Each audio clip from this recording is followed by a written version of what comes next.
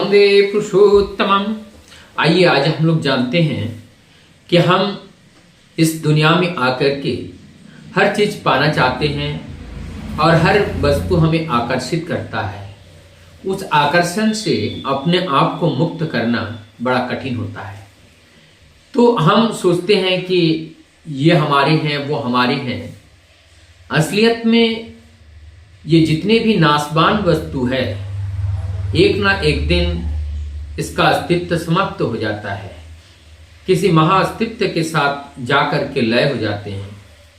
तो जब इसका अस्तित्व ही नहीं रहता है, स्थिर नहीं है, अस्थिर है, उसको जब हम अपना बना लेते हैं और जब एक दिन हम उनको खो देते हैं तो हमें दुख ही मिलता है। जिस दिन हमने पाया आनंद मिला, लेकिन जिस दिन हमने खोया उस दिन दुख मिला। तो ये सुख और दुख, ये अस्थायी सुख दुख केवल भौतिक जगत से ही मिलता है। लेकिन जब हम परम सत्य को जीवन में आत्मसात करते हैं, वहां पर केवल सुख है, वहां दुख का लेश मात्र ही नहीं है। और वहां पर ये जो सुख और दुख हमें ना हिला सकते हैं, हमें हिला नहीं सकते हैं। सुख में भी किसी भी तरह का कोई प्रभाव नहीं और दुख में भी किसी भी तरह का कोई प्रभाव नहीं। इसी बात को पुष्टि करते हुए हम एक जीवन का जीवंत घटना आप लोगों के सामने प्रस्तुत करना चाह रहा हूं। ये जो बात हमने, जिसका बैकग्राउंड हमने दिया, ये जो परम पुरुष धरती पर जब आते हैं, इस वास्तविक सत्य को समझाने के लिए आते हैं। लेकिन इस सत्य को हम समझ नहीं पाते हैं। इसीलिए जो लोग उक्तिकार कहानियां हैं, उस कहानी के माध्यम से हमें अति सहजता के साथ बोधगम्य होता है। तो आइए हम ऐसे एक लघु कहानी, जो केवल कहानी नहीं वास्तव घटना पर आधारित है, उसी को हम आप लोगों के समक्ष प्रस्तुत कर रहा हूं। एक बार एक व्यक्ति ट्रेन पे सफर कर रहे थे और सफर करते हुए बहुत भीड़ था और उम्र में भी थोड़ा ज्यादा थे। अचानक टिकट लेने के लिए टिकट वाले आए, उनका टिकट दिखाना था। इसी बीच में उनके जेब से उनका बटुआ गिर गया, वैलेट वो गिर गया, वो नहीं मिल रहा है। अचानक जो वहाँ कंडक्टर थे, यानी कि जो टीटी थे, उन्होंने आवाज लगाई, उनको वो पर्स मिला, वैलेट मिला। उन्होंने आवाज लगाई, ये किसका है? उस वृद्ध व्यक्ति ने हाथ उठा करके उन्होंने हामी भरते हुए, उत्तर देते हुए कहा, ये मेरा है। तब टीटी ने कहा कि आप अपना उचित प्रमाण दे करके आप अपने वस्तु को, अपने सामान ले सकते हैं। अब वो प्रमाण क्या दे? अब प्रमाण उनके याद आया, भाई उस पर्स के अंदर एक भगवान का फोटो लगा हुआ है, भगवान कृष्ण का। उन्होंने कहा हाँ लगा तो है, लेकिन ऐसे तो अनेकों लोगों के वैलेट में भगवान कृष्ण का फोटो हो सकता है। ये कोई अच्छा व पुख्ता उत्तर नहीं हुआ, आप इसका सही उत्तर दीजिए। तब उस वृद्ध व्यक्ति ने कहा ठीक है, मैं उसका सही उत्तर आपको दे रहा हूं, लेकिन आपको आपके पास हमें आना पड़ेगा। मैं आता हूं, फिर आपको सब बताता हूं।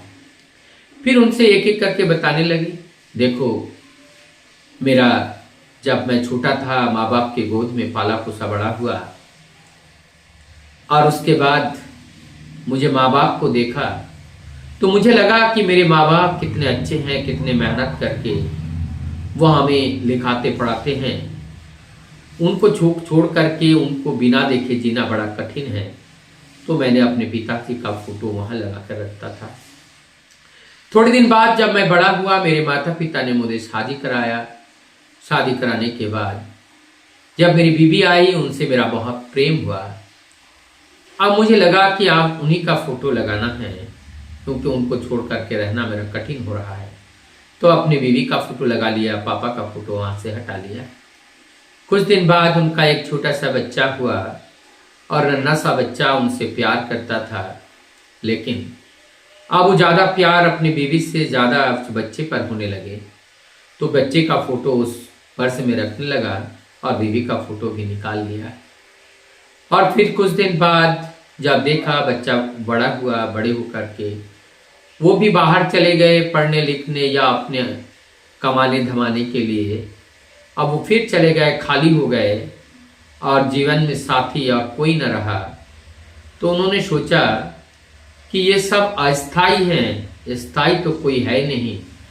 तब उन्हें याद आया कि ये भगवान एकमात्र ऐसा जो सहायक है, जो हमारी चिरस्थायी है, जो अविनश्वर सत्ता है, जो अनादि है, जो अनंत है, जो असीम है और जो काल के बंधन से बंधे हुए नहीं है, जो अकाल है।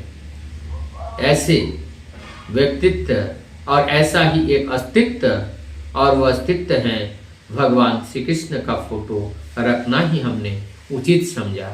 तभी से हम भगवान श्री कृष्ण का फोटो पर्स में रखता हूँ और उन्हीं को लेकर के चलता हूँ। तो ये जो कहानी है इसमें हम लोगों का ये पता चला कि जीवन का सत्य क्या है और वही सत्य का अनुसरण करना है। परम दयाल श्री ठाकुर जी सत्यानुसरण में इसी बात को कहते हैं, सत्य को जानो और सत्य का अनुसरण करो, तभी तुम्हारे जीवन में सुख मिलेगा, शांति मिलेगा। नहीं तो सुख शांति का कोई रास्ता और है ही नहीं। आइए हम लोग जानते हैं इस परम पिता को, परम सत्य को, जीवन में किस तरह से अपने आप को जीना है, किस तरह से अपने आप को आगे लेकर के जाना है। इसके लिए हम सबका ये संघर्ष है, बाहर से नहीं अंदर से।